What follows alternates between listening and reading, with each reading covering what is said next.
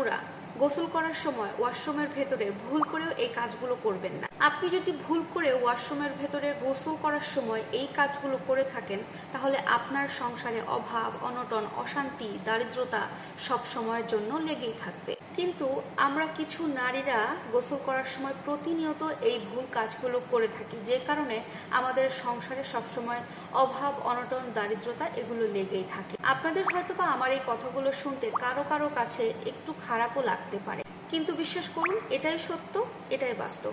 আপনারা এই 4টি ভুল কাজ করা থেকে বিরত থাকুন, দেখবেন আপনাদের সংসারে অভাব, অনটন, দারিদ্রতা অনেকটাই কমে গেছে। আমরা সবাই কিন্তু চাই আমাদের সংসারটা খুব ভালোভাবে পরিচালিত হোক, কোনো অভাব অনটনের মধ্যে যেন আমাদের সংসার পড়তে না হয়। কিন্তু আমরা এতটা কষ্ট করার পরেও আমাদের সংসারে যেন অভাব অনটন কিছুই ছাড়তে চায় না, সবসময় কোনো না কোনো একটা অশান্তির মধ্যে আমাদের পড়তেই হয়।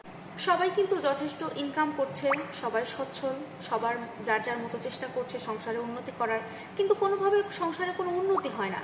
কিন্তু কেন হয় না? কেন অভাবে থাকি? কেন দারিদ্রতা আমাদের পিছু ছাড়ে না? এটার কারণ কিন্তু আমরা কেউ বুঝতে পারি না বা খোঁজার চেষ্টাও করি না। আর এই যে কাজগুলো, এগুলো যে শুধু স্ত্রীরা করে বা শুধু যে মেয়েরাই ভুলগুলো করে থাকে তা কিন্তু নয়, পুরুষও এই ভুলগুলো করে থাকে। স্বামী স্ত্রী উভয়কেই এই ভুল কাজ করা থেকে বিরত থাকতে হবে। গোসল করার সময় ওয়াশরুমের ভেতরে কখনোই যে ভুল কাজগুলো করা যাবে না, তার মধ্যে নাম্বার 1 হচ্ছে সঠিক সময়ে গোসল করা। সাধারণভাবে একটা উদাহরণ দিয়ে আপনাদেরকে বোঝাচ্ছি। এখন ধরুন কোনো এক মা বোনের রাতের বেলা গোসলটা ফরজ হয়েছে, কিন্তু সে রাতের বেলা গোসল তো করলোই না, বরং তার উচিত ছিল সকালবেলা ভোর ভোর গোসল দিয়ে সংসারের সমস্ত কাজে হাত দেওয়া, কিন্তু সে সেটাও করলো না। কেন? চক্ষু লজ্জার ভয়। আপনারা বলুন, এই ধরনের যদি কাজ করে থাকে কোনো নারী, তাহলে আল্লাহ তাআলা কি তার সংসারে, তার কাজের ওপরে কোনো বরকত নাজিল করবেন? কোনো ভালোবাসা আল্লাহর পক্ষ থেকে আসবে সেখানে? কারণ সে নারী নিজে অপবিত্র হয়ে আছে, তার ফরজ যে গোসলটা সে সময় মতো করে নাই। অপবিত্র কোনো কাজের উপরে আল্লাহ তাআলা কখনোই রহমত বরকত নাজিল তো করেই না, বরং আরো সেই কাজের উপরে অসন্তুষ্ট হয়। আমি বলি কি বোন, মানুষ কি ভাবছে, মানুষ কি বলবে, কোন টাইমে ফরজ গোসল করছো, মানুষের কথা কান না দিয়ে, মানুষের কথা চিন্তা না করে নিজের সংসারের চিন্তাটা নিজে করো। অন্যের কথার কারণে কেন নিজের সংসারে অশান্তি করবা?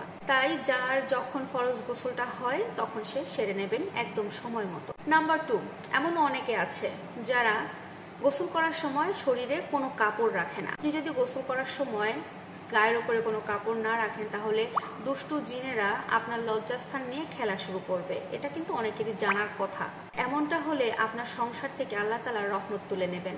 আর যে ঘর থেকে একবার আল্লাহ তাআলার রহমত তুলে নেয়, সেই ঘরে কিন্তু খুব সহজে আল্লাহ তাআলার রহমত আর দেন না। আর এই ব্যাপারে সবাইকে সতর্ক থাকতে হবে। আশা করব যে যার যার সংসারে অভাব অনটন দূর করতে বা বিভিন্ন ধরনের সমস্যার সম্মুখীন না হতে চাইলে অবশ্যই এই 2টা কাজ গোসল করার সময় কখনো কেউ করবেন না।